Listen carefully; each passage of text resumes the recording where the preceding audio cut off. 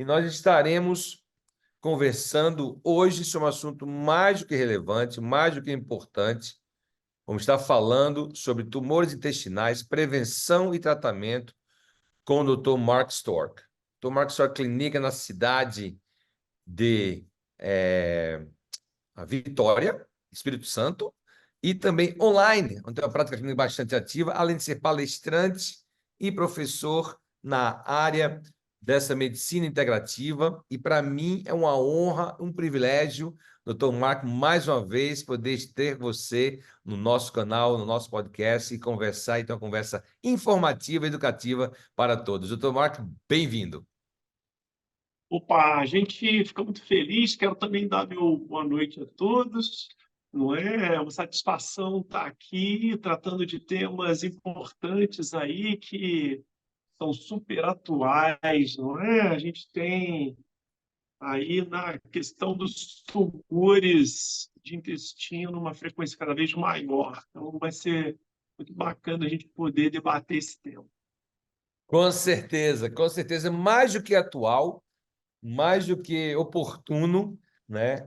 Esse assunto que nós vamos tratar hoje, porque, doutor Mark, muitas vezes nós temos um entendimento do que o tumor intestinal, ou os tumores, ou o câncer, ele está relacionado muito né? Às vezes a gente pode estar pensando, as pessoas podem estar pensando que é relacionado com dor, com desconforto, e é sempre esse caso, assim, logo quando surge eu já estou com dor, já estou com desconforto. No caso do tumores intestinal, ou tumores intestinais, né? Esse já é notório desde o início, ou é algo dormente que gradualmente vai expandindo e gradualmente vai causando desconforto, doutor?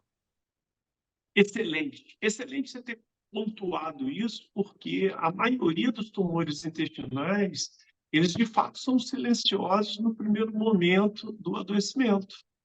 Então a pessoa não vai ter, muitas das vezes, nenhum tipo de sintoma, os tumores vão alcançar tamanhos, por vezes, milimétricos, eles não vão ser tumores muito grandes, eles podem estar, inclusive, em mais de uma unidade, eles podem estar espalhados, inclusive, principalmente numa área que é mais afetada, que é a porção final do intestino grosso, que seria ali mais em direção ao reto sigmoide, e o intestino grosso já na sua porção descendente, não é? Ou seja, vamos chamar assim de intestino do lado esquerdo, não é? Então, ali ocorre a maior parte desses tumores, sejam os benignos, que não são câncer, e aqueles malignos também vão se expressar ali. Muitas das vezes, os sintomas iniciais eles serão inespecíficos. Isso é um ponto fundamental. Não é? Então, às vezes, a pessoa vai ter uma alternância de diarreia e constipação, pressão de ventre. Ela vai ter ali umas fezes um pouco alteradas na sua estrutura, umas fezes um pouco mais finas. Quando chega, por exemplo, a ter perda de sangue, por vezes, que é uma forma de suspeição ali mais evidente para a maioria das pessoas, geralmente esse tumor já tomou alguma proporção um pouco maior, não é? Então, ele já está causando ali uma pequena obstrução na passagem das fezes, e aí, realmente, quando isso ocorre, pode vir associado ali com uma certa ocorrência de cólica, e quando se chega a ter uma efetiva ocorrência de emagrecimento, geralmente esse tumor já ganhou proporções grandes. Então, essa ideia do nosso debate de hoje, de falar de prevenção, ela é fundamental, porque os grandes estudos eles mostram que vão ter fatores de risco para tumores intestinais, e a maioria da população hoje, inclusive brasileira, ela pode estar eliminando, como é o caso de ultraprocessados. Mas, enfim, eu já queria pontuar que o primeiro momento dos tumores intestinais, ele tem sim essa cara silenciosa.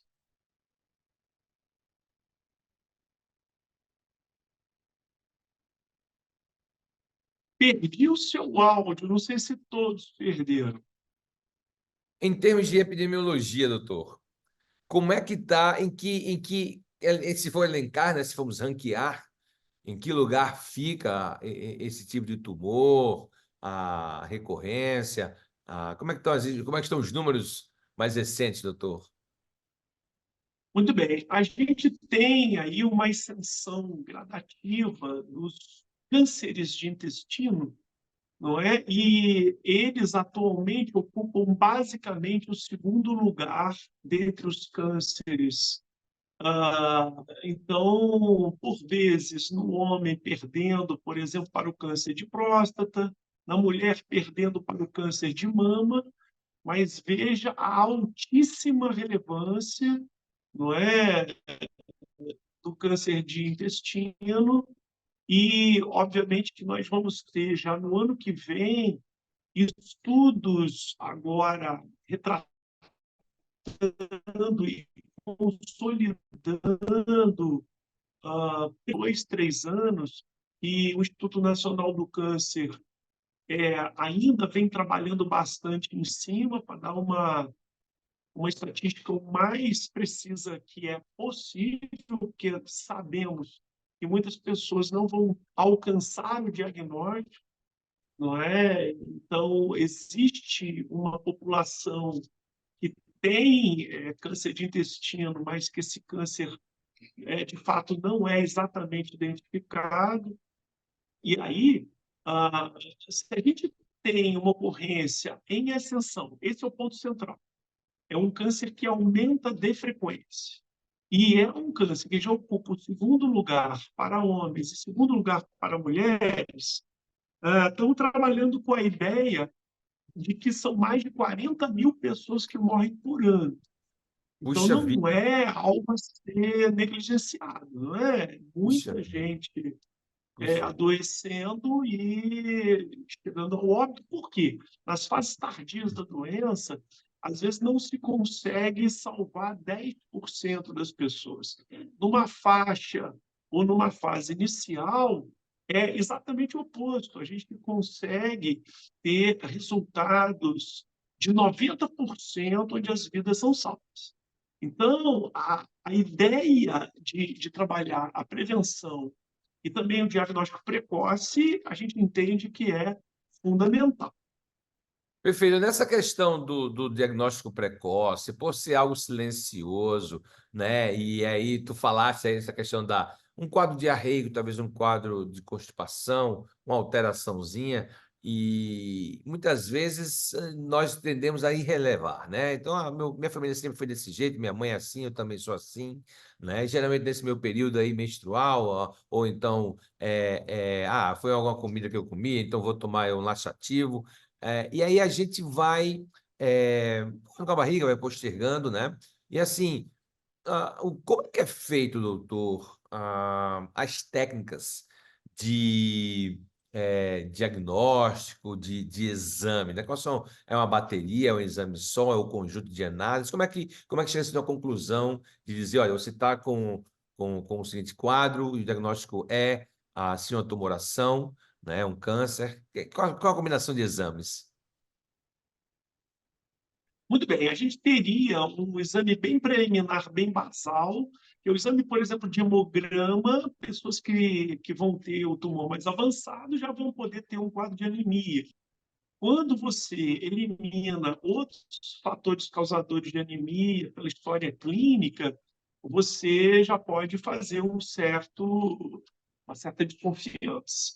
Existe um exame muito interessante que é menosprezado, é o exame de coprologia funcional, É um exame que a gente costuma chamar de check-up das fezes, que vai poder analisar, inclusive, a perda de sangue oculto nas fezes, e que ele é prático de ser feito, barato, não é? E não invasivo, não demanda internação hospitalar, não demanda anestesia, não demanda, por exemplo, sedação, como é o caso do exame, que na maioria das vezes é usado como screening para o rastreio dessas lesões tumorais, que seria a colonoscopia. Então, a gente sempre gosta, numa abordagem inicial, de ter exames mais convencionais, de cunho laboratorial, de mais fácil acesso, que não demanda hospital, e na ocorrência de perda de sangue, na ocorrência de uma anemia e potenciais sintomas de alerta, história familiar, né, positiva para Sim, câncer de sim, história intestino, familiar. principalmente em idade tenra, a gente pode propor a investigação ali maior. Geralmente, isso se dá a partir dos 35, 40, 45 anos de idade, vai depender dessa história familiar, um conjunto aí de fatores, inclusive de sintomatologia, para se iniciar a realização desse rastreio. Então, seria um exame com caráter para diagnóstico precoce, não é? Onde você, muitas das vezes, pode ter uma periodicidade de realização. Essa periodicidade, obviamente, em alguns casos, vai ter que ser, inclusive, anual.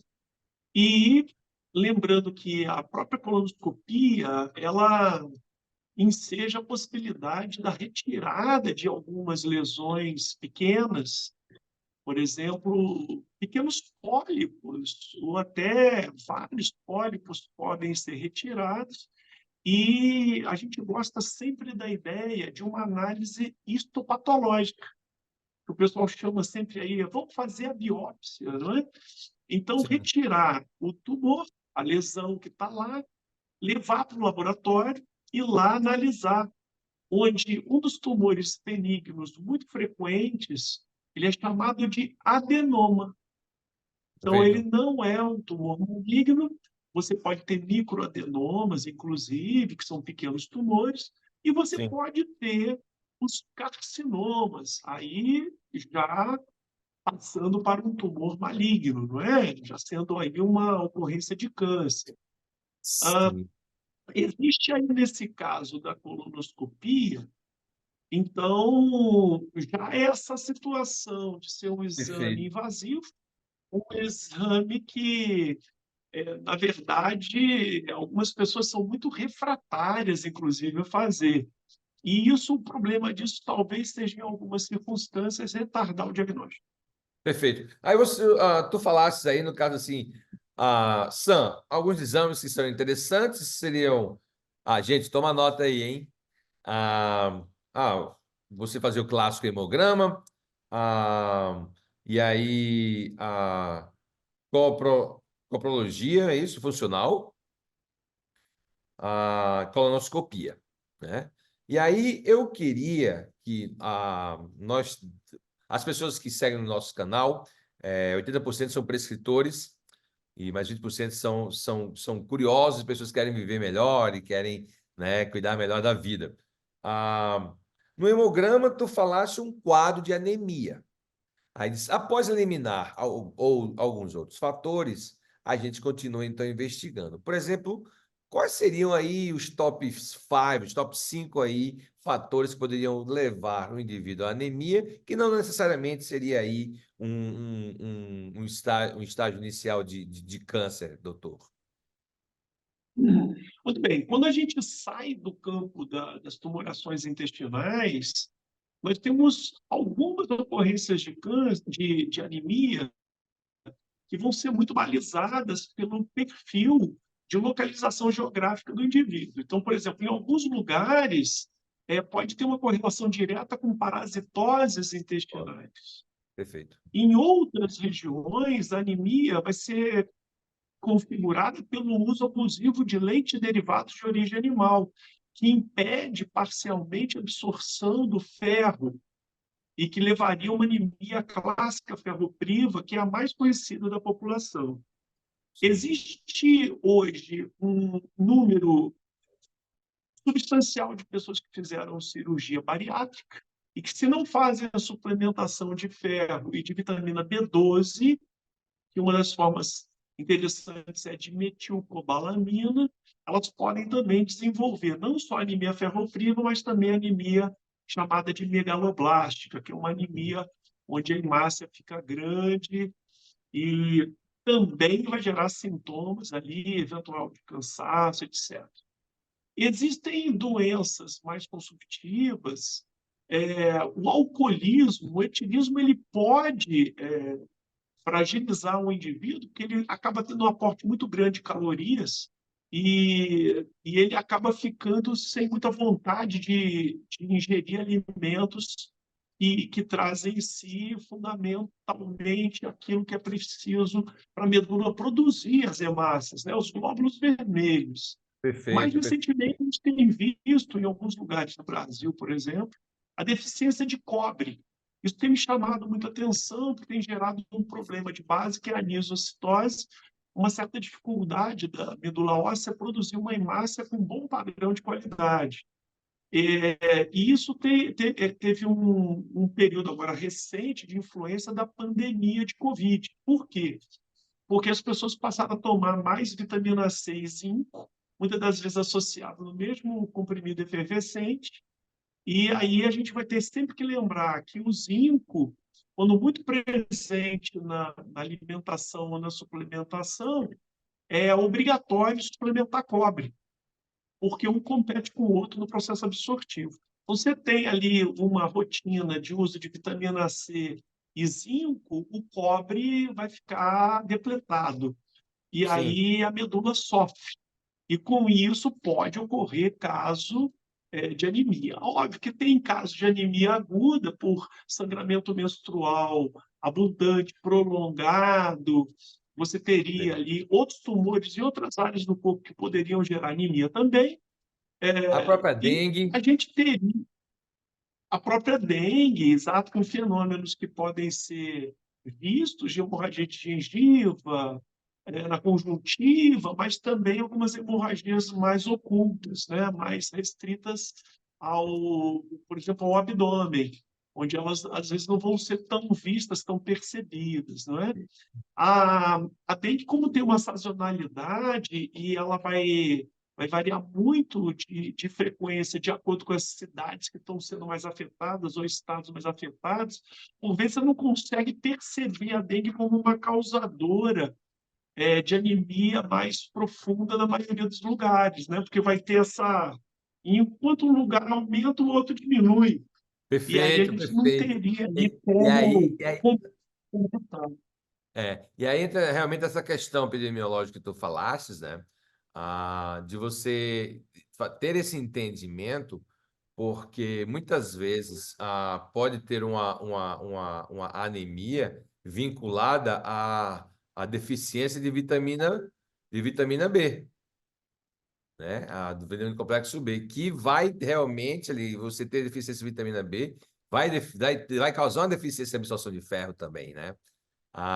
Então, assim, tem uma série de coisinhas assim que você mencionou uma coisa muito legal. E aí, assim, quando a gente fala, doutor, então, desse série de exames, série de baterias, você falou logo no início, tem uma chance de 90% de sucesso de cura, de reversão ou cura clínica, né?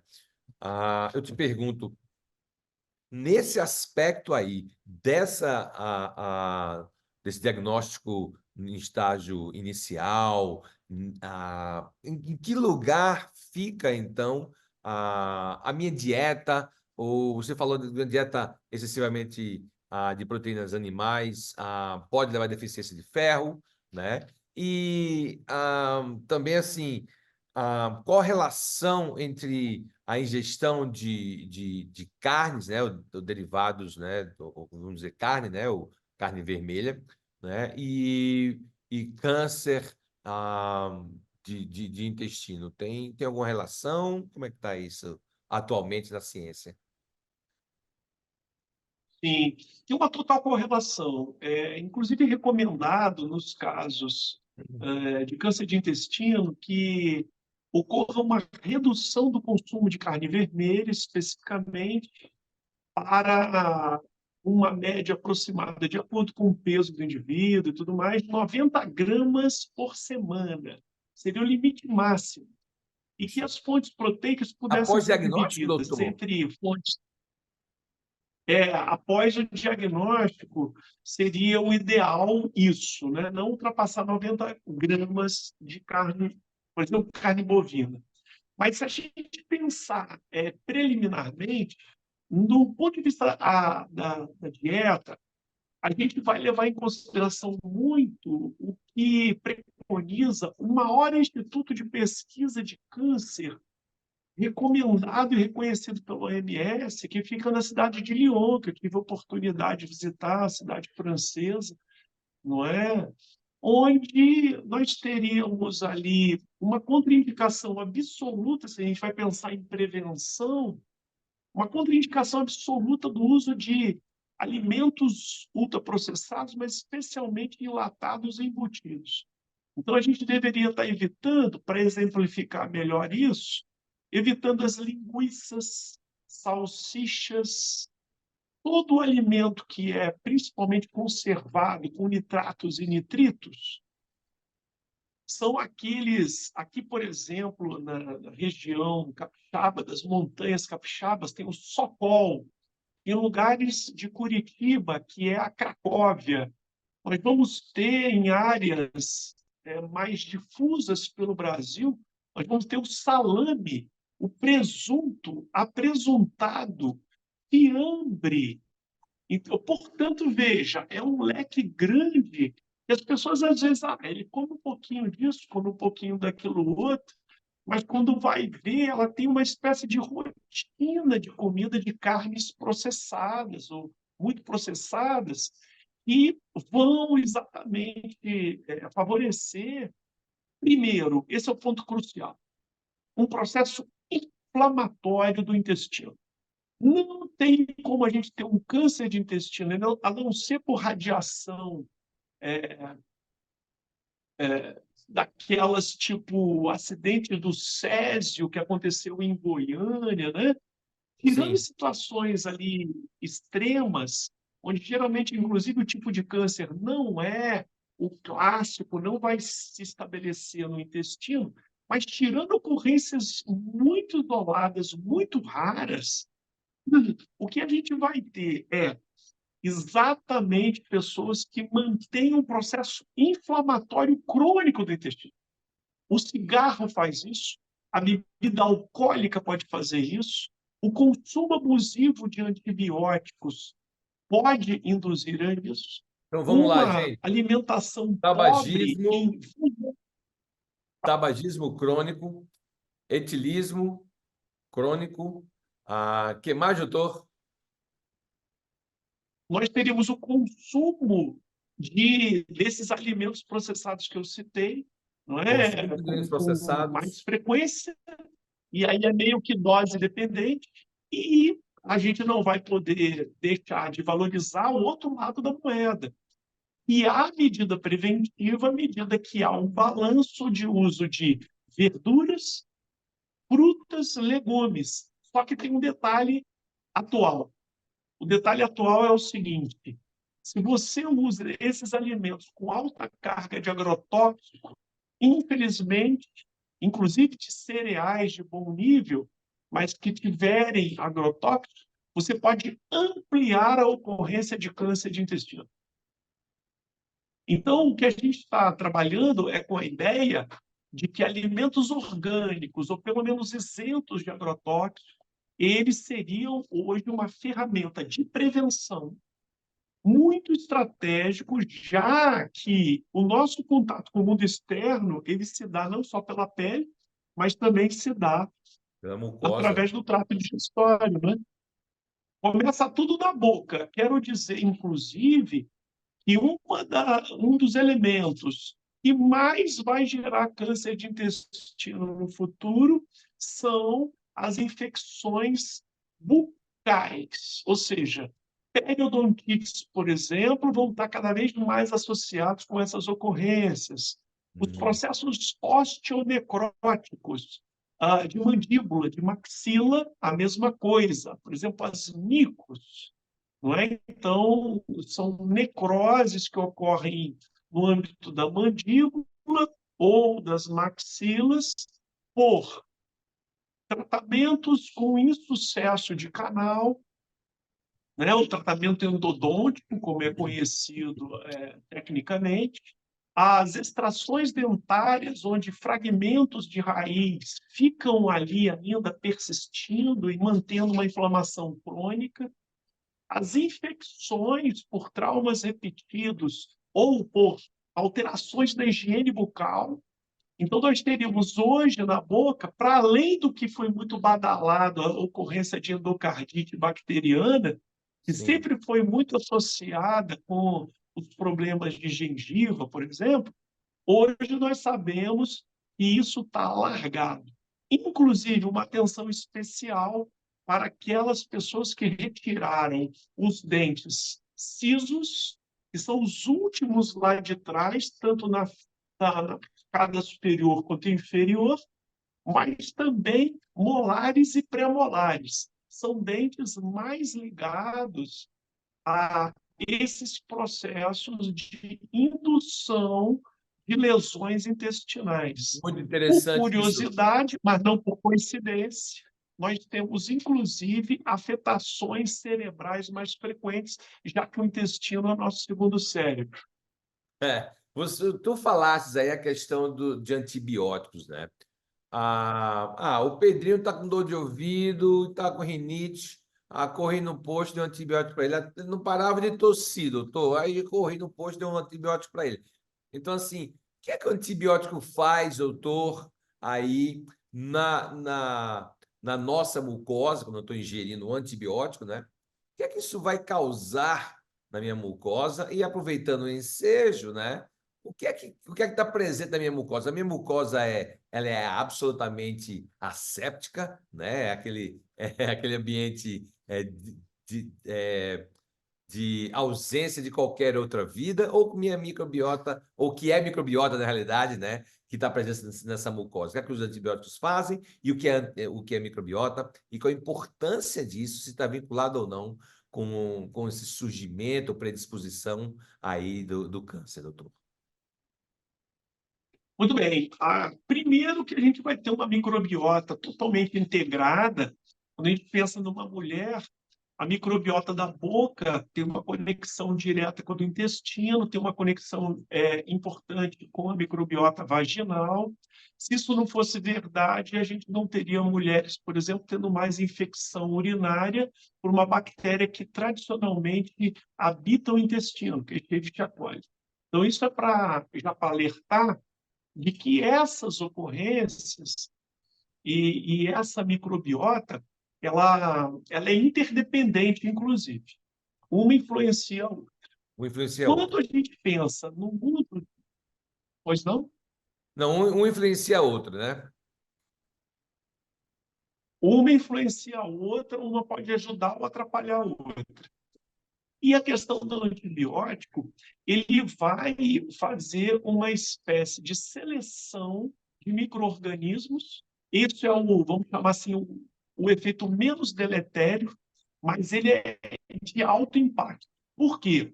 Não existe mais um antibiótico, e talvez nunca tenha existido da prática humana, um antibiótico que mata um tipo de bactéria apenas e pronto, estamos conversados. Não existe isso. Geralmente eles têm um grau de espectro. E a maioria dos que são prescritos hoje, e já há pelo menos 3 décadas, são antibióticos que tendem a ser de amplo espectro. Ou seja, eles vão ter uma capacidade de matar muitas, por exemplo, bactérias patogênicas, geradoras de doenças, sem dúvida nenhuma, mas muito das bactérias que coabitam ali o espaço intestinal e de outras partes do corpo, elas também serão mortas, aniquiladas pelos antibióticos prescritos. E não importa muito, inclusive, a via de administração. Esse é o ponto que muita gente acha, não, então eu não vou tomar antibiótico via oral, eu Injetável. vou tomar um injetável, um intramuscular, como se fosse escapar a microbiota intestinal, fosse ficar ilesa. Não existe isso. Por quê? São ambientes altamente colonizados e o que a gente mais preza é por uma rica diversidade, não é? De Sim. colonização, por exemplo, bacteriana no intestino. A gente quer uma riqueza, mas essa riqueza ela não pode estar sendo limitada por antibióticos. E por isso a necessidade de se incorporar até nos guidelines, que não foi ainda, uma proposta de reparação do que os antibióticos causam de dano.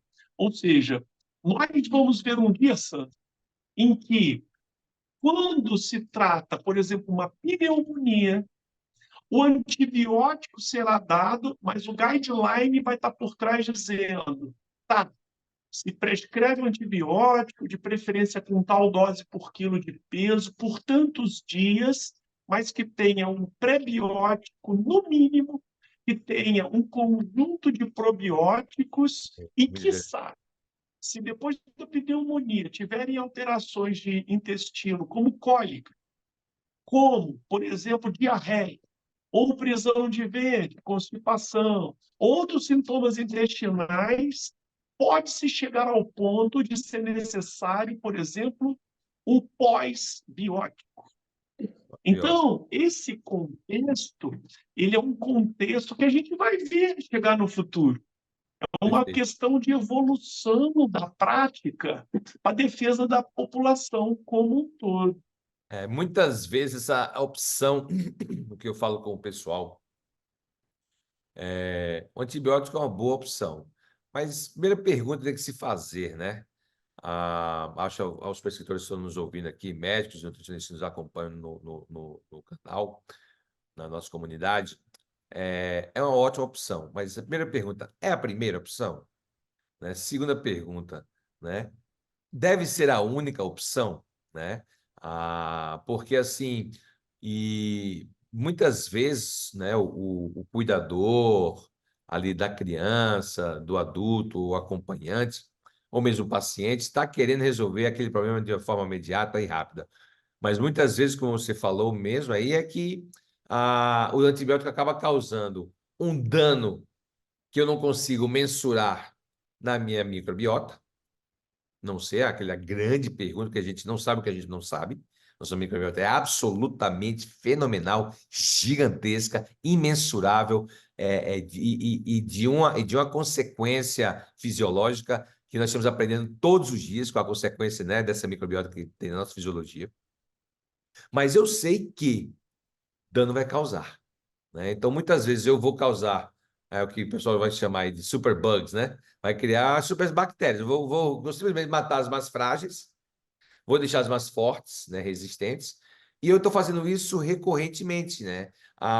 E aí, nessa questão da microbiota, doutor, só para o pessoal entender e lembrar que qual a importância da microbiota, por exemplo, nessa saúde intestinal, né? Qual o papel dessa microbiota, da participação dela, por exemplo, na formação das mucinas digestivas, né? E o que é mucina e qual o papel dessa microbiota? E o que é microbiota? Eu acho que poderia começar por aí. Doutor, o que é microbiota por cargas d'água? Perfeito. A microbiota intestinal, antigamente, ela era meio que equivocadamente chamada de flora, não é?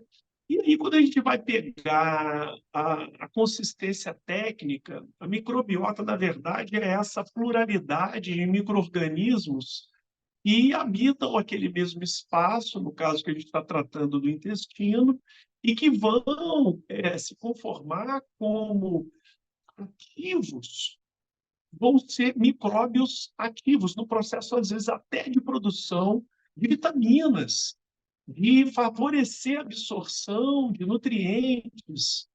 de gerar uma proteção radicalizada contra um agente patógeno agressor invasivo, seja pela via oral, seja pela pele, seja pelos órgãos genitais, não é? Seja via anal, inclusive. Então, ela cumpre múltiplas tarefas, elas vão favorecer, inclusive, a ação endócrina do intestino, muito negligenciada, não falada. Essa microbiota, esse conjunto de micro-organismos, eles vão ter uma interface com o cérebro, de forma física, inclusive, através, por exemplo, do nervo vago e das suas ramificações. A gente vai ter, inclusive, já para essa microbiota, por esse conjunto de micróbios muito diversos, a gente vai ter hoje, sabidamente, uma influência gigantesca, por exemplo, do hormônio D, também chamado de vitamina D, e cumpre um papel regulador sensacional, porque essa microbiota ela impacta do ponto de vista imunológico. O intestino é um órgão imunológico, ele não serve apenas para o processo de absorção de nutrientes, não é? Ele cumpre esse papel estratégico da imunologia de reconhecimento do que é bom, o que é mal para o nosso corpo potencialmente, o que pode entrar, o que não pode entrar, que vai ter que seguir e ser eliminado enquanto fezes. E aí os mecanismos inequivocamente são complexos. Por quê? Quanto mais existe agressão de elementos sintéticos estranhos à natureza, por exemplo, são ingeridos, naturalmente o nosso corpo vai procurar se proteger. E quando existe essa proteção em larga escala durante muito tempo, a gente sabe que o volume de muco do intestino se amplia drasticamente. E a pessoa, às vezes, pode ter aí um sintoma estratégico sendo percebido. A pessoa vai evacuar e elimina muco. Isso pode ser uma sinalização de tumoração intestinal. Mas sempre lembrando que, previamente a esse fenômeno, houve ali inflamação. O corpo está Perfeito. tentando se defender e essa produção excessiva de muco vai representar um pouco o que o corpo está tentando demonstrar. Assim, quando se come uma coisa que às vezes está estragada, a pessoa tem náusea e vômito. Às vezes tem uma diarreia meio que imediata e drástica. Então, Sim, o corpo sim. tenta responder e o intestino não foge dessa regra. Então, quando a gente pensa nessa coisa efusiva, o intestino é produtor de uma série de substâncias, inclusive nesse papel imunológico. Não vamos poder esquecer que ali, junto, teremos interleucinas, nós teremos anticorpos ali por dentro das microvilosidades intestinais, e o que a gente tem hoje, de muito bem esclarecido, desde 1996, é que quando os cuidados com o intestino não se dão, inclusive com o uso abusivo de anti-inflamatórios, esteroidais ou não esteroidais, o que acaba acontecendo é um fenômeno chamado de hiperpermeabilidade intestinal, que é a leak gut, e Sim, agora, em 2018, já temos algo que já se emparelha, que é derivado basicamente da leak gut, que é o leak brain. Ou seja, o cérebro também fica fragilizado, apesar de ter uma barreira hematoencefálica o defendendo, o protegendo, perfeito. não é? É. Ele é afetado, sim, por essas conexões diretas. Então, Sim, veja, para além do próprio intestino e todas as suas funções imunológicas, suas funções absortivas, suas funções de gerar um primeiro impacto nos agressores, de cumprir papéis hormonais, essa conexão com o cérebro nos deixa, obviamente, com uma possibilidade do intestino ser defensor ou gerador de adoecimento. Sim, e isso é muito importante. Veja, pessoal, que nós começamos a falar aqui sobre a questão da microbiota.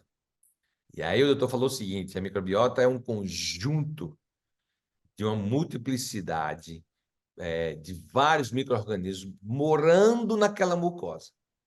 E aí, o que anteriormente achava-se que era algo só para digestão, hoje nós entendemos que participam e efetivamente estão envolvidos na metabolização, na secreção de nutrientes, que inclusive afetam, gente, veja que interessante, o sistema nervoso central. Então, inclusive a cognição de indivíduos, ou nossa cognição, está diretamente envolvida ou influenciada com a nossa microbiota, que é esse conjunto de micro-organismos. Daí ele ter falado lá no início, dizendo o seguinte: uma das causas que pode causar a gênese, esse processo inflamatório crônico contínuo, né, ao longo do tempo, um dos fatores, além do etilismo, né, do álcool, do alcoolismo, do tabagismo, as comidas processadas, é o uso de antibiótico. Então você imagina essa combinação, né, bombástica, esse homem bomba, né? Essa pessoa que está nessa categoria, né? Que está fazendo uso indiscriminado, talvez, de antibiótico, fazendo uso indiscriminado, talvez, de ingestão de ultraprocessados e processados. Isso começa, então, a causar esse desconforto que, ao longo do tempo, isso não é um dia, mas o doutor falou lá no início, é isso repetidas vezes, continuamente, ao longo dos anos. Eu estou colocando essa microbiota de uma forma a ser vulnerabilizada, e aí uns crescem em detrimento de outros, né, doutor? Começa a causar aquela irritação na mucosa, e ele falou o seguinte: inclusive, surge o fenômeno do leaky gut, que são essa permeabilidade intestinal fragilizada, né? Que também agora está surgindo esse novo termo aí, que seria o leaky brain, que é as consequências do leaky gut agora com o seu nervoso central, né? Então, veja que interessante, gente. Nós começamos a falar lá do intestino, o doutor está trazendo aqui o sistema nervoso central, e estamos falando os micro-organismos que estão presentes na tua microbiota são parte importante e essencial para a tua digestão, para o teu metabolismo. Ele falou agora metabolismo, falou da imunidade, inclusive da sua qualidade do seu sistema nervoso central, como você dorme, como você acorda, seu humor. É isso mesmo, doutor? Estão entendendo ou não? Isso, e temos aqui uma peculiaridade também muito nova, que a ciência vai estar desbravando agora nos próximos anos, é que TDAH, o transtorno de déficit de atenção e hiperatividade e autismo, eles podem não ser exatamente adoecimento, e sim ser sintomas do leaky brain, ou seja, o processo de neuroinflamação que, se contido, resolvido e reparado, simplesmente os indivíduos poderiam entrar em remissão, apesar dos Fantástico. componentes genéticos, não é, que estão bem estabelecidos. Ou seja, existe uma possibilidade por via genética que a pessoa seja predisposta ao TDAH. Agora, onde que a gente faz esse movimento? Assim, ó, o movimento que, se eu trato a neuroinflamação e trato a inflamação intestinal, eu teria como evitar um conjunto enorme de adoecimentos e eu estaria, no primeiro momento, atuando no que é hoje muito frequente como precursor de tumores intestinais, que são as doenças autoimunes, chamadas de doença de Crohn e retocolite ulcerativa, que, diga-se de Perfeito. passagem, são como se fosse, Sim. são doenças de bagunça do sistema imunológico, muitas das vezes cursando com diarreia, por vezes sanguinolenta, não é? E podem nos indicar, olha, cuida, porque a coisa não está indo bem. Se não cuidar dessa inflamação intestinal crônica e grave, Sim. não é? A gente vai ter problema. Só que eu quero recuperar uma informação estratégica Do ponto de vista laboratorial, é muito interessante saber que a gente tem como mensurar a inflamação do intestino com exames como a calprotectina fecal. Fecal. A gente comentou lá no início que nós temos alguns exames, né? Se o Sim. precursor de tumores é a inflamação, por que a gente não faz como rastreio de inflamação a calprotectina fecal, que é um exame executado também a partir das fezes, à medida que o resultado dá alterado, apontando a inflamação grave, severa, né, moderada, ou algum grau de inflamação além do normal, eu teria que usar um ferramental, Sim. ferramentas para corrigir esse processo de inflamação, para evitar os tumores. Então, aí, é óbvio que a gente não vai poder deixar de falar da própria vitamina D que a gente comentou. Eu queria que a gente pudesse falar um pouquinho dos polifenóis, que são estratégicos. Tá?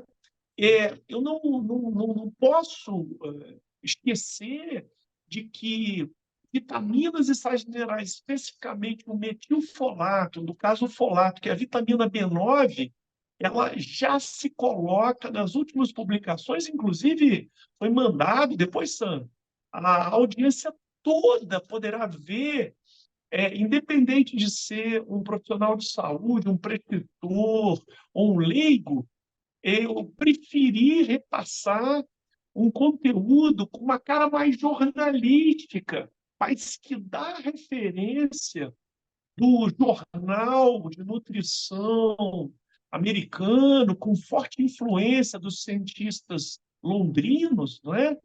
Do College londrino, em que prova que a redução, por exemplo, é na média de 7% da ocorrência de tumores intestinais, câncer de Uau! intestino.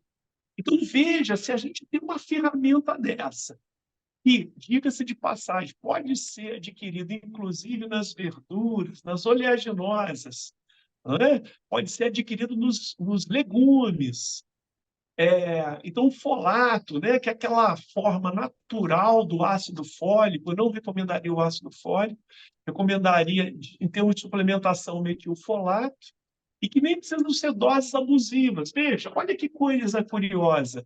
A partir de 70 microgramas diários, eu já teria um impacto fenomenal na redução dos tumores. Olha que essa é uma vitamina no Fantástico. complexo São B tratos, de são tratos. ótima absorção, porque ela é hidrossolúvel. A segurança do uso dela é fantástica, porque você poderia eliminar algum excesso dela por via urinária sem sobrecarga nenhuma do sistema urinário, não é? Se ocorresse uma absorção em demasia, podendo Perfeito. ajudar, inclusive, no tratamento de vários tipos de anemia. Então, Sim, veja, nós temos aí possibilidade efetiva de ter uma ação realmente preventiva, olhando para esse intestino acoplado ao restante do corpo. Óbvio, eu tenho que proporcionar, dentro do possível, Sam, uma reparação desse intestino que foi previamente inflamado. Nós estamos partindo aqui no raciocínio e o intestino foi inflamado. Eu não quero tumor. Então, será que eu poderia ter uma vitamina C de ordem obtida da natureza? Vou dar um exemplo aqui para você. Uma fruta tipicamente brasileira em termos de distribuição, a cerola. Eu poderia ter fonte sensacional de vitamina C para propiciar a reparação lá das estruturas intestinais com mais aceleração. Eu poderia recompor células que criem essa barreira, não é? Que não deixe passar qualquer coisa. E vamos lá, hein? Ó, quero te dizer que tem me assustado o consumo abusivo de glúten como gerador não só de placas impedindo a boa absorção de nutrientes junto às Perfeito. microvilosidades, Sim. mas o glúten induzindo um conjunto de doenças autoimunes, inclusive tireoidite de Hashimoto. Quase poderia dizer que está se tornando uma epidemia. Sim. O adoecimento de tireoide, principalmente em mulheres, tem sido grotesco, não é? Absolutamente Isso, assustador. Oi? Absolutamente assustador. É absolutamente assustador o número de incidência de tireoidite Hashimoto, a insuficiência da tireoide, reposição hormonal. Muitas vezes elas, numa idade ainda nova, já apresentam essa fadiga, né, da tireoidiana. E é uma coisa assim absolutamente assustadora, né, esse hipotireoidismo. Agora, o que acontece é assim, tu falaste uma coisa muito interessante. Gente, quando o doutor classificou que nós temos essa microbiota que é habitada por, vou repetir, bilhões e bilhões e bilhões, chegando a trilhões de micro-organismos, lamento informá-los, né? Mas você tem muito mais células de micro-organismos do que células mamárias, né? Você é muito mais um pacote de bactérias, vírus e outros micro-organismos do que você mesmo, né? Ou do que você mesma. O fato é o seguinte, a gente está descobrindo agora na ciência, né, doutor, que inclusive o que a gente come, eu tenho predisposição a comer, eu tenho vontade de comer, não é na realidade o que tu queres, mas para alimentar essa microbiota, sinalizando para o teu cérebro dizer o seguinte, eu quero mais. Então, o que o doutor falou é o seguinte, muitas vezes nós temos uma dieta monótona. Eu como sempre a mesma coisa, como faço do mesmo jeito, da mesma forma que minha avó fazia com minha mãe, agora minha mãe faz comigo, eu vou fazer com meus filhos. E aí, às vezes, a gente está dizendo assim, tá, minha mãe tinha endometriose, minha avó teve endometriose, eu também tenho endometriose. Na realidade, não é bem genética, né, doutor? É questão da epigenética, né? E aí, eu estou falando o seguinte, Sam, tem uma coisa muito importante que eu queria falar para vocês, cara, que é uma coisa chamada polifenóis. E aí ele está introduzindo um assunto chamado vitamina C da acerola, que vem carregado com vitamina C e também vai carregado com polifenol. Doutor, por que polifenóis é importante e é estratégico para uma saúde intestinal? A gente já sabe já há muito tempo que os polifenóis cumprem um papel primordial na ação antioxidante. Tá? Quando a gente tem uma ação antioxidante, a gente vai minimizar, por exemplo, radicais livres, que são fruto do metabolismo das células e precisam ser, de alguma maneira, eliminados, né? Perfeito. Os antioxidantes, eles têm um papel estratégico para frear, por exemplo, o envelhecimento acelerado do nosso organismo como um todo. E a gente sabe que as nossas células, elas teoricamente, elas podem vir com um processo biológico de limitação de tempo de vida. Elas não as nossas células não são meio que eternas, elas não conseguem, não é, ter telômeros indestrutíveis. Então, Perfeito. isso que eu estou trazendo, logicamente, para uma coisa ali de dentro do nosso DNA, dos nossos genes, das nossas bases nitrogenadas, né? Mergulhando profundo na nossa genética. Mas o que às vezes é ignorado dos polifenóis é que eles, para além da atividade antioxidante fundamental, para frear esses envelhecimentos gerados por excesso de estresse, Boa. gerados por exposição abusiva a poluentes. Pensa, você está respirando quantas substâncias tóxicas cancerígenas no dia a dia por morar na área urbana de uma cidade. Muita substância, não é pouca, não. Então, o que é ignorado? A cereja do bolo é entender que quando a ação antioxidante é feita de boa maneira, como os polifenóis conseguem nos gerar, a ação anti-inflamatória chega. Sim, Então, para além de pensar numa ação antioxidante como se fosse uma ação puritana, isolada, que não tivesse interface com outros fenômenos, a ação antioxidante ela ajuda a diminuir o processo inflamatório. E Perfeito. quando a gente reduz o processo inflamatório, nós conseguimos reduzir os processos infecciosos que são negativos ao corpo. São aqueles processos tipicamente infecciosos que, para todo mundo entender, são aqueles processos de adoecimento que são objeto da infectologia. Ou seja, Sim, aquele micróbio que vai te agredir, que vai gerar uma doença mesmo.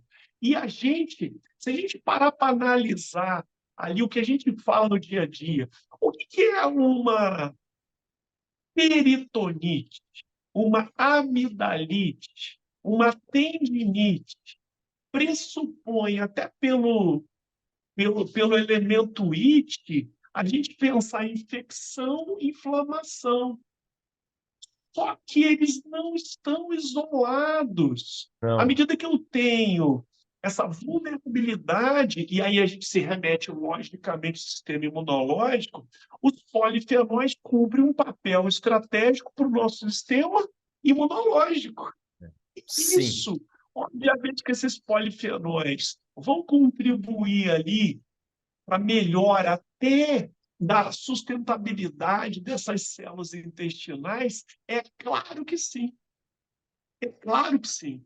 Agora, vamos além um pouco. Hoje a ciência já permite afirmar que essa ação antioxidante ela pode ser, inclusive, uma medida que no Brasil não pode ser muito discutida, mas Harvard, nos Estados Unidos, tem um departamento só sobre isso, pode ser um freio no processo degenerativo e pode também agir do ponto de vista do que é chamado nos Estados Unidos de anti-aging, do entendi. anti-envelhecimento. A gente fala aqui no Brasil, a gente pode ser meio crucificado e tal, mas nos Estados Unidos é a melhor universidade do mundo na área de medicina e de nutrição. Eles têm um departamento dedicado a isso. No mínimo, a gente tinha que estar mais atento. E Perfeito, eu fico perfeito. já está atento isso ó, há Sim, sim. muito É. tempo. No São fato. anos e anos que o SAM já vem se debatendo, não é, em como que a gente vai, então, utilizar esse tipo de recurso estratégico numa composição que não seja monolítica? Ou seja, eu tenho martelo, eu só posso agora bater em prego. Não, eu Perfeito. tenho um conjunto, eu tenho uma caixa gigante de ferramentas onde, se for o caso, eu lanço mão de produtos consolidados até fora do mundo ocidental. Porque Perfeito. se a gente pensar num chá verde com seu potencial antioxidante, eu estou usando algo que vem lá do Oriente e se cristaliza aqui no mundo ocidental há séculos. Porque senão a gente não falaria de especiarias, de chás que vinham das Índias. Perfeito. Não é? Então, coisas que estão consagradas, não só do ponto de vista da utilização humana, mas estão consagradas no seu uso terapêutico. E que, Perfeito. para o Brasil, em Sam, eu quero dar um destaque a isso. E que no Brasil vão representar, sabe o quê? De repente, uma ferramenta adicional até para a melhora da condição cognitiva das pessoas. Por quê? Muitos brasileiros, talvez o país do mundo mais afetado por ansiedade, seja o Brasil. Hum, E a gente sabe que tem componentes no chá verde que podem ajudar, nem que seja um tratamento coadjuvante, no tratamento da ansiedade, que tem ansiedade. influência intestinal. Senão a gente não falaria da pessoa que fica enfesada. Ela vai ficar meio irritada, meio, né? Sim, Ela não consegue nem controlar a respiração direito, e de repente, se ela tiver um ataque cardíaco e ela falar assim, estou com falta de ar, já me leva para o hospital que eu vou morrer, ficou fácil de diagnosticar uma síndrome do pânico, uma sim. exacerbação da ansiedade. E olha a conexão com o intestino. Direta, direta, direta. Uma coisa muito interessante nos polifenóis, gente, que o doutor falou aqui, e quanto mais a pesquisa, a gente tem visto isso, é que os polifenóis, além de agir, doutor Mark, como essa ação clássica, né, antioxidante, porque por sequestrarem, né, os radicais livres dos ambientes extracelular ou intracelular, eles sequestram, né, porque eles reagem, extremamente reativos, essas moléculas. Então, ao sequestrar, eles reduzem esse grau de radicais livres, que é a gênese do processo inflamatório, que pode tornar-se crônico, que vai começar, então, aí uma cadeia, que é exatamente o fator que o doutor falou aí, que é essa cadeia da cronicidade de longo tempo. Os polifenóis, doutor, nós temos percebido, descoberto também estudando, que eles têm um papel também local, além de sistêmico, né, como sequestrador de radicais livres, né, e reduzir sinais do que seria, em algum momento, um sinal inflamatório, por ação indiscriminada do sistema imune, é o papel de probióticos. Eles são excelentes probióticos, ou seja, o que é um probiótico, tá, gente? Um probiótico é algo que alimenta a tua biota. É alimento que os bichinhos que moram na sua flora comem. Então, você combina esses polifenóis, que além de sistemicamente, como o doutor falou, agir como esse sequestrador de radicais livres, redução de sinais inflamatórios, você vai agora estar alimentando essa microbiota, que nós estamos entendendo e sabendo, e hoje mencionamos hoje, da influência dele, né, inclusive, no teu humor. Né? Então, assim, ter esses polifenóis, ele vai fazer com que o teu organismo, o teu metabolismo melhore, a absorção melhora, você vai ter algo que vai auxiliar essa microbiota, aí o doutor falou, né? Essa diversidade, falou em algum momento lá atrás, falou assim, gente, precisa ter diversidade. Em uma das nossas podcasts, fala o seguinte, Sam, eu tenho uma coisa para falar para vocês. Fala, doutor. Às vezes não é só comer direito que é importante, porque o direito, ser o mesmo direito todos os dias, não é bom. Foi o nosso último podcast, que nem sei o título, eu vou colocar aqui, minha equipe vai colocar aqui o link para você, que o doutor vai mencionar, talvez até um shorts, que ele fala o seguinte, o cara está comendo bem, ou seja, um prato bonito, mas ele está comendo a mesma beterraba, a mesma cenoura, o mesmo alface, o mesmo feijão. É um prato bom? Errado. Mas isso todos os dias, ao longo dos anos, eu estou favorecendo uma meia dúzia, se me permite, não é meia dúzia, mas uma população de micro-organismos, né? Mas não a totalidade. O doutor falando assim, cara, é importante você ter essa diversidade. Então, poxa, o almoço de hoje variou para amanhã e assim por diante. E aí o doutor falou o seguinte, essa junção dos polifenóis pode ser um papel muito importante como coadjuvância terapêutica. Então, você tem a terapêutica clássica, ortodoxa, beleza. Né? Se tu tem martelo, vai achar um prego e vai bater. Né? Mas nós temos hoje um arsenal, né? Um conjunto, uma caixa de ferramentas gigantesca, e dentre elas eu estou mencionando aqui os polifenóis, né? E inclusive do chá verde. Né? Nas nossas pesquisas, doutor, nós trabalhamos então com esses imunomoduladores, né? Que vem são os beta-glucanos, né? E combinado exatamente, né, com esses polifenóis, né, da camélia sinensis, do chá verde, né, que age assim, tanto como prebiótico, como modulador do sistema imune, né, e você ainda tem uma ação aí, né, de um pouco de probiótico. Doutor, nessa questão toda, nós falamos então do diagnóstico, tu falasse então como são os diagnósticos principais na questão do câncer, né, de intestino. E eu queria saber de ti, doutor, como se comporta esse fenômeno nos países orientais? Isso é uma característica mais dos países ocidentais, excessivamente industrializado. Estamos cada vez mais, né, medicados, mais de antibiótico, mais processados, mais rápido.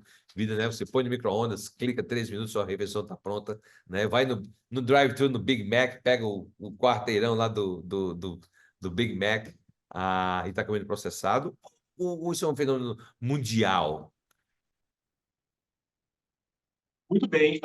O mundo oriental ele tenta ser o mais refratário possível o que a gente chama de padrão ocidental alimentar. E é bem interessante que o que foi mencionado de dieta monótona, ou seja, comer sempre a mesma coisa, é muito mais um fenômeno ocidental do que oriental. E o mundo oriental, ele traz um conhecimento de milhares de anos, não é? Consolidados, por exemplo, na medicina ayurvédica, que é a medicina tradicional indiana, a medicina tradicional chinesa, a medicina nipônica, onde alguns elementos eles são colocados sim com mais frequência na alimentação, como é o caso da cúrcuma, do açafrão da terra, como um elemento de base anti-inflamatório, substituindo eventualmente aqueles alimentos que, por uma dificuldade econômica, não podem ser colocados. Então, aí o mundo oriental ele é muito mais atento, por exemplo, para a sazonalidade dos alimentos da natureza. Ou seja, eles respeitam mais isso, que significa que tem um tempo de colher morango, tem um tempo de colher amora, tem um tempo de colher um determinado alimento. Gente, tivemos aqui alguns. O doutor está, Marcos está voltando. Opa, Deu, voltou. deu uma quebra, deu uma quebra. Então, o mundo oriental, como eu estava falando, ele está muito mais atento para a sazonalidade. Eles valorizam mais as estações do ano, um período mais frio, que a alimentação vai mudar. Então, isso traz resultados práticos. Sim, Se a gente for analisar o perfil de câncer, o câncer é muito menos frequente no mundo oriental do que no mundo ocidental.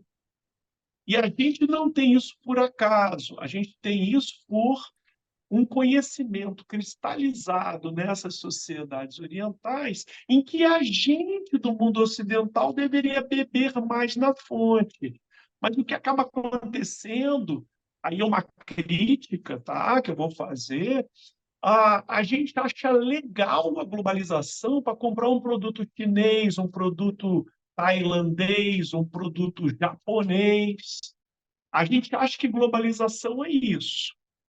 Só que, para além disso, de aquisição de bens de consumo, por exemplo, nós teríamos que nos apropriar de um conhecimento ancestral que fez essas sociedades orientais terem maior expectativa de vida do que a nossa. Eu não estou falando isso para nos diminuir, é porque esse conhecimento consolidado ele pode ajudar a gente a avançar mais rápido, não perfeito. só na qualidade de vida, mas também na expectativa de vida. E somar a um conjunto de tecnologias que, querendo a gente ou não, estão sendo disponibilizados para o mundo inteiro. Afinal de contas, não é só lá em Taiwan que tem 5G. Não Hum, é só em Nova York que você vai ter acesso à inteligência artificial.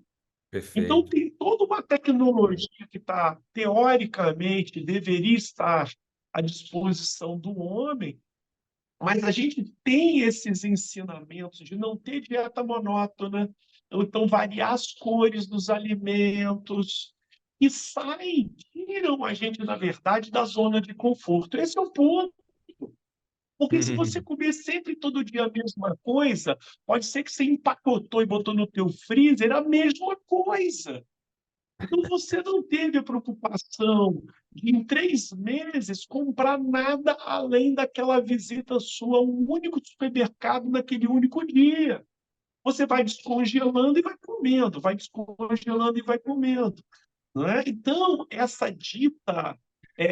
esse dito ganho de tempo, porque eu não posso gastar muito tempo, não é? Eu tenho que ter comida prática. Até mesmo aqueles que não estão indo no fast food, no junk food, nesses restaurantes que a gente conhece por aí, eles podem sim estar entrando numa armadilha por Sim, limitar o número de variedades de alimentos, inclusive de procedência. Se eu fizesse uma pergunta para a nossa audiência hoje, agora, nesse momento, eu tenho certeza que menos de 5% conseguiria responder, tirando a maçã, qual seria a melhor fruta do mundo diante de inúmeros critérios. As pessoas têm dificuldade para reconhecer o mangostim. Só que por que tem essa dificuldade? Que o mangostim é uma fruta tipicamente oriental. Ah, mas tem no Brasil, tem no mercado municipal de São Paulo, tem nos hortifrutis. Que legal, você já experimentou? Você já provou o mangostim? Man... Você já Eu, partiu eu, a eu fruta nem pelo conheço o pé? que é mangostim, doutor. Entendeu? Então, o mangostim deveria entrar na lista das pessoas, pelo menos para comer assim, umas 6 vezes por ano. Você pode comer um fruto só, um fruto. Ele é desse tamaninho, marronzinho, bonitinho. Parece que no Espírito Santo, parece com uma panela de barro tampada. É muito Capixaba faz interessante. Então, sentido. a Atenção, fruta gente. que Atenção, pessoal de Capixaba. Parece uma panela fechada, hein? uma panela de barro fechada. Panela de barro fechada. Eu Porque não para conhecia. fazer moqueca capixaba tem que ser na panela de barro, né, Sam? Então, o Exatamente, que exatamente. acontece? É. Então, o que acontece? A gente, na verdade, entra num processo de economia de energia no cérebro que, de certa maneira, tem colocado as gerações atuais como mais emburrecidas que as anteriores. Isso é um fato negativo, porque você incorpora tecnologia e você deixa de pensar, você deixa de agir, portanto, porque o pensar gera ação, não é? Você tem que refletir e depois tomar uma decisão. Você vai comer o quê? Você vai comer sempre a mesma coisa? Uma decisão. Pela praticidade, pode ser, mas isso é nefasto. Você tocou num ponto que poucos têm habilidade de tocar, não é? E se a gente não interferir mais nisso, às vezes a pessoa não sabe a relevância de comer uma laranja diferente. Ela só come laranja Maria, ou ela só come laranja Lima, ou ela só come tangerina Pocã. Ei, não dá para comer mexeriquinha, pocã, tangerina convencional, uma tangerina espanhola, por exemplo, uma tangerina ali na região mais marroquina. Você pode variar na mesma fruta, você pode variar ali na espécie, você pode ampliar seu leque, fazer um esforço familiar. É o seguinte, hoje nós vamos comer um negócio diferente. Alguns Fazer, vão fazer, gostar fazer do um tour culinário, né, doutor? salatim, e nessa coisa de descobrir novos sabores, você amplia até os prazeres da vida, não é? Perfeito. Porque a gente sabe que a gente estar melhor do ponto de vista do humor ajuda lá também no intestino a que ele cumpra melhor papel, né? Que ele, por exemplo, ele consiga ter esse ferramental todo a nosso serviço.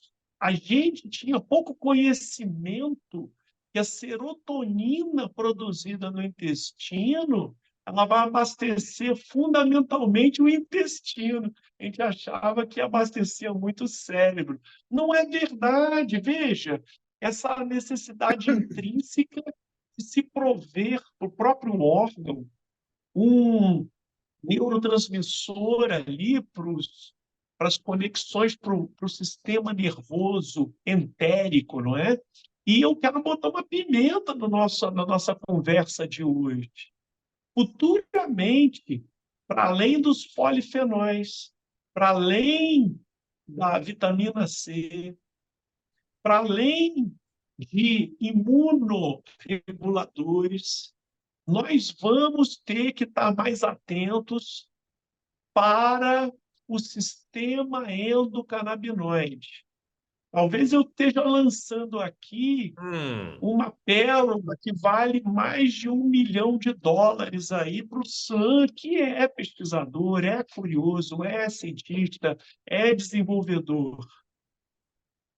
Hoje nós já temos um sistema endocannabinoide muito bem consolidado, que faz parte, no mínimo, de um sistema nervoso somado, né, ao central e autônomo, um sistema endocannabinoide com papel de regulação estratégica do organismo, muito conhecido a partir do CBD, o canabidiol, mas que já tem o canabigerol, já tem outros canabinoides já conhecidos, o THC, com ações as mais variadas, mas primordialmente regulando os sistemas outros e o corpo.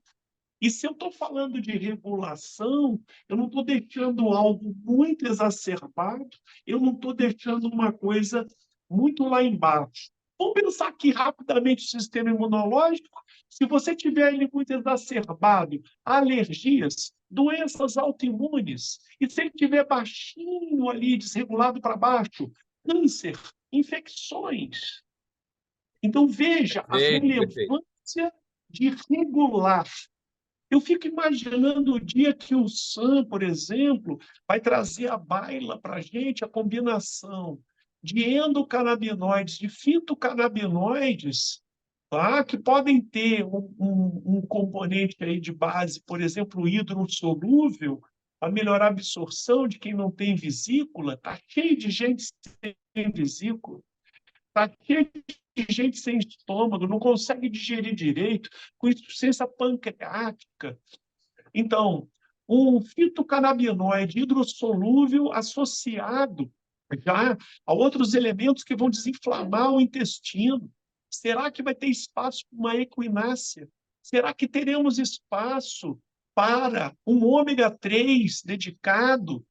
Será que a gente vai ter espaço para compor produtos já existentes e fazer um famoso plus?